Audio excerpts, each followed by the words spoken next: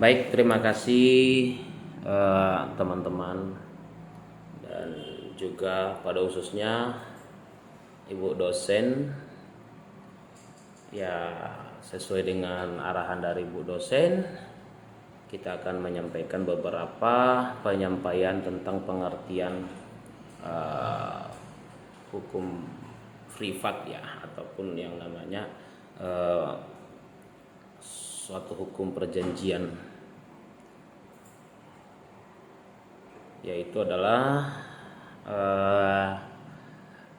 untuk membahas tentang perikatan itu menurut saya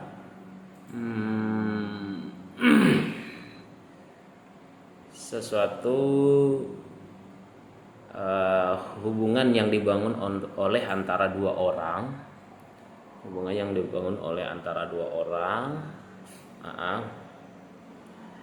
ya menurut ilmu pengetahuan hukum perdata, menurut itu adalah pengertian perikatan adalah salah satu hubungan dalam lapangan harta kekayaan antara dua orang atau lebih. Dan kalau saya pribadi menyimpulkan sebenarnya pengertian perikatan itu adalah lahirnya terlebih dahulu sebenarnya suatu perjanjian, sehingga perjanjian itu berarti ada lebih dari dua orang atau dua orang yang membuat kesepakatan hubungan, sehingga lahirnya perikatan. Jadi kalau menurut saya secara pribadi, perikatan itu terlebih dahulu lahir yang namanya suatu yang namanya perjanjian, sehingga lahirnya sebuah perikatan, yang dimana sebenarnya dua-duanya di dalam sebuah perjanjian itu adanya yang diperjanjikan.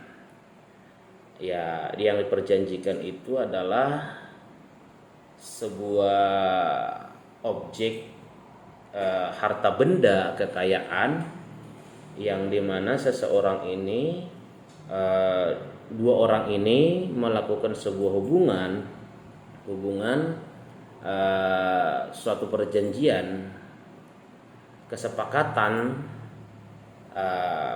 ditinjau dari kecakapan hukumnya dalam membuat suatu perjanjian, dan juga sehingga lahirnya sebuah perikatan tadi. Artinya adalah kesimpulannya melahirkan terlebih dahulu adalah perjanjian sehingga terjadinya sebuah perikatan. Kira-kira begitu dari saya. Mungkin kita akan kasih sedikit contoh ya. Perjanjian itu adalah awal. Perikatan itu bisa dikatakan sebenarnya final ataupun akhir. Diikat dia, sehingga terjadi ada hubungan hukum antara dua orang, kira-kira begitu. Jadi mungkin yang lebih mudah dipahami, mungkin sederhananya, seseorang yang mengambil sebuah kendaraan roda 4 ataupun bisa dikatakan mobil, dia kredit dari sebuah leasing ataupun bank. Di sanalah dia sudah mengadakan sebuah kesepakatan dulu, sepakat antara kedua dua pihak, lalu sehingga mereka habis sepakat menerbitkan sebuah yang namanya perikatan. Perikatan itu antara dua orang tersebut karena menjaga hubungan kepemilikan kendaraan tersebut karena masih dalam rangka kredit, misal sehingga kita masuk ranah yang namanya sebenarnya sehingga ada yang namanya di perbankan itu pun perkreditan itu ada yang namanya debitur, ada yang namanya kreditur, kan gitu. Nah, si debitur akan mewajibkan membayar, misal angsurannya adalah 300.000 per bulan, misal selama tenor 2 tahun, kira-kira begitu.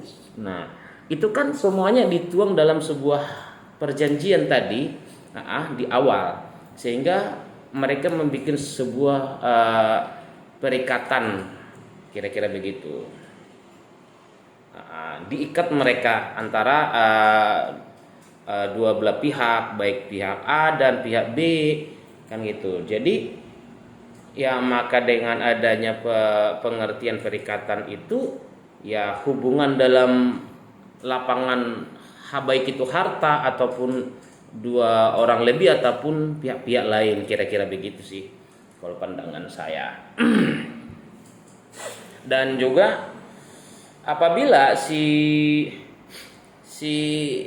kreditur ataupun debitur yang tadi tidak sesuai dengan perjanjiannya mereka di awal, maka antara dua belah pihak ini juga bisa saling yang namanya gugat menggugat, kira-kira begitu. Apa yang dipersengketakan dalam hal ini sebenarnya ya adanya perjanjian tadi, ya bisa saja objeknya, kan gitu. Ya misal ya mobil yang tadi ya, karena memang ibaratnya menunggak, masuk dalam yang namanya lalai terhadap angsurannya, sehingga masuk yang namanya wan prestasi, sehingga menyebabkan kendaraannya seseorang tersebut macet sehingga tertarik. Ya menurut saya itu dari saya.